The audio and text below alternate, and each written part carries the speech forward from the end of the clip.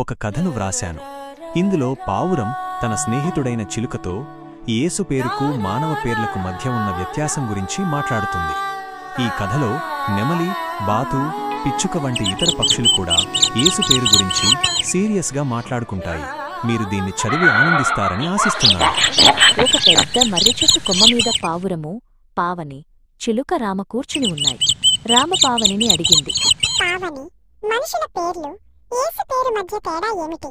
మనుషులు తమ పేర్లను చాలా జాగ్రత్తగా చూసుకుంటారు కదా. పావని మెల్లగా తన తల ఊపి, రామ, మనుషుల పేర్లు వారి తల్లిదండ్రులు పెడతారు. అవి వారిని పిలవడానికి, గుర్తించడానికి మాత్రమే.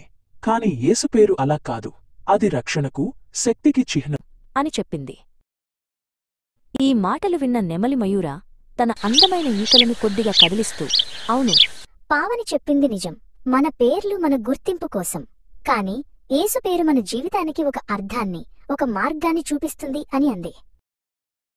కింద నుండి బాతుహంస మెల్లగా నడుచుకుంటూ వచ్చి, ఒక పేరుకు అంత శక్తి ఉంటుందా అని అమాయకంగా అడిగింది. అప్పుడు పిచ్చుక చిట్టి చిన్నగా ఎగురుకుంటూ వచ్చి, నేను విన్నాను, యేసు పేరును మనసులో తలుచుకుంటే చాలు, మనసుకు శాంతి కలుగుతుంది అని మెల్లగా చెప్పింది. పావని చిరునవ్వు నవ్వి, చిట్టి చెప్పింది నిజం. మన పేర్లు కేవలం ఒక లేబుల్ లాంటివి. కాని యేసు పేరు ఒక తాళం చెవిలాంటిది. అది దేవుని కృపకు తలుపులు తెరుస్తుంది అని మయూర వైపు చూస్తూ చెప్పింది. ఆ మాటలకు రామ, పావని ఒకరికొకరు దగ్గరగా కూర్చుని సూర్యాస్తమయాన్ని చూస్తూ మౌనంగా ఉండిపోయారు. ఆకాశం బంగారు రంగులోకి మారింది. మయూర తన అందమైన ఈకలను గర్వంగా కాకుండా గౌరవంగా విప్పింది. అది తన హృదయంలో ఆ సత్యాన్ని అంగీకరించినట్లుగా ఉంది. కింద ఉన్న హంస తన తల ఊపి ఆ మాటల అర్థం తనకు అర్థమైనట్లుగా చూపించింది. దాని ముఖంలో ఇప్పుడు శాంతి ఉంది.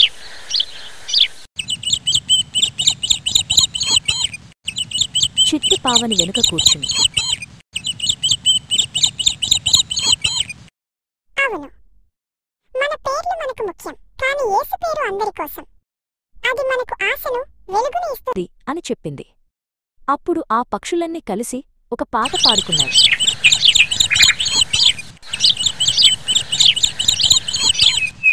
Like, share and